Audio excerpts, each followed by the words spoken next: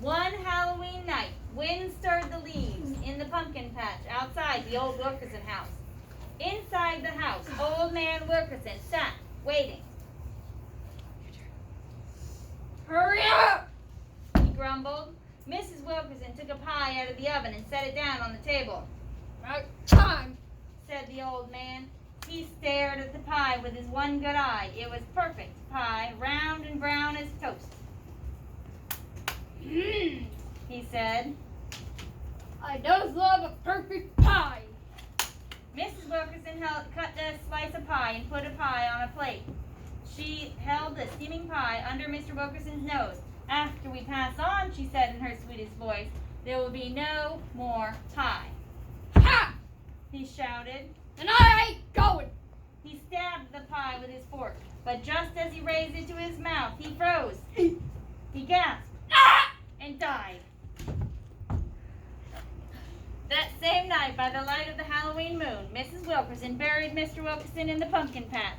The next day, she put the house up for sale and moved away. She was never heard from again.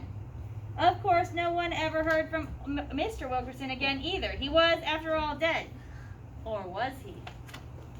One Halloween night, a few months after Jack and his grandma had moved into the old Wilkerson house, something rose out of the pumpkin patch. There, said Jack. See it? Grandma looked out the window. Just a wisp of fog, she said. It looks like a ghost, said Jack. Now it's in the apple orchard. I think everyone loves a good pumpkin pie, she said. It's coming this way, cried Jack. Listen. The porch steps creaked, the screen door banged, and an icy wind filled the kitchen. It is a ghost, Jack gasped. Pumpkins, pumpkins, pumpkin pie. Must have one before I die. It must be round and brown as a toast. Will haunt this house a hungry ghost. It must be a perfect raw ghost. I'll stay and haunt this house and never ever go away. Grandma put her hands on her hips. Oh, stop all that moaning, she said to the ghost. Sit down and have some pie. The ghost pointed at the pie. That pie ain't perfect. Looks like a paper mache. That pie's insulting to a pie gourmet. Wait, why? If I was alive, I'd had a pie degree. I'd be a professor of pie, a PhD. I knows me pumpkins, so you better comply and make me a perfect pumpkin pie. The ghost whirled and twirled through the kitchen. Pots fell to the cupboard. Dishes crashed to the floor. The screen door banged, and the ghost vanished. Jack ran to the window. He's gone. He'll be back, said Grandma. Aren't you afraid? Asked Jack. Why? Said Grandma. He's nothing but cold smoke. He's a ghostly fuss budget with an appetite for good pie. He didn't like your pie, said Jack. Well, he better like the next one, said Grandma. We'll show the old fuddy-duddy what a perfect pie is all about. We'll make it a fuddy-duddy pie, said Jack. We'll show him. When the pie was baked, Grandma took it out of the oven and set it on the windowsill. Look at that pie, she said. It's round and brown as toast. Outside, a wisp of fog rose out of the pumpkin patch. He's back, said Jack. Listen. Pumpkins, pumpkins, pumpkin pie. Must have one before I die. Must be round and brown as toast. Will haunt this house a hungry ghost. Must be perfect raw ghost. I'll say and haunt this house and never ever go away. The porch steps creaked, the screen door banged, and an icy wind filled the kitchen. Don't you ever knock, said Grandma, cutting the pie. Sit down. He poked the pie. He smelled the pie. He tasted the pie. Oh.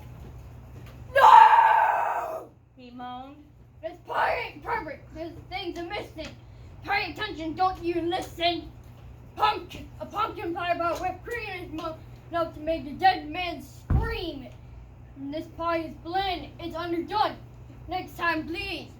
More cinnamon! The ghost whirled and twirled through the kitchen. Pots fell from the cupboard. Dishes crashed to the floor. The screen door banged, and the ghost vanished. Grandma tasted the pie. You know, she said, it could use a tad more cinnamon. After Grandma and Jack cleaned up the kitchen, they made another pie. When the pie was baked, Grandma took it out of the oven and set it on the windowsill. Soon a wisp of fog rose out of the pumpkin patch. Pumpkin pie. Must have one before I die. Must be round and brown Yeah, said Grandma, opening the screen door. We've heard it all before. Sit down and have some pie. The ghost sat down. He looked at Jack. He looked at Grandma. He looked at the pie. His eye grew bigger than a ping pong ball. Now that's a handsome pumpkin pie. Even I can see it with my ghostly eye. But looks ain't all taste to measure. It's the inside that counts. It's the pleasure. It's got to be perfect. A perfect endeavor, a ghost to stay and haunt you forever. The ghost stabbed the pie with a fork. He raised the piece to his mouth and ate it. Then he ate another and another. Soon the pie was gone. His eye grew as big as a baseball. The eye looked at Jack. The eye looked at Grandma. Perfect! He moaned and vanished. Jack and Grandma went to bed. Except for Grandma's snoring, the house was quiet. Outside, the apple orchard cast long black shadows in the light of the moon. The pumpkin patch was still. Mr. Wilkerson was quiet. He was, after all, dead. Really, really dead. Or was he? One Halloween night, Grandma took a pie out of the oven and set it on the windowsill. I hope that's not a pumpkin pie, said Jack. Remember what happened last year? It's apple pie, said Grandma. Pumpkin pies attract nothing but trouble. Jack put 2 plates on the table. Grandma took out the warm apple pie off the windowsill. Something moved in the moonlight. A wisp of fog rose in the pumpkin patch. Uh-oh, said Grandma. Listen, said Jack. Apples, apple pie. Must have one before I die. Must be round and brown as a toast or a ghost or haunt this house a hungry ghost. Must be perfect or a ghost I'll stay and haunt this house and never ever go away. Grandma looked at Jack. Jack looked at Grandma. I'll set another plate, said Jack. The end.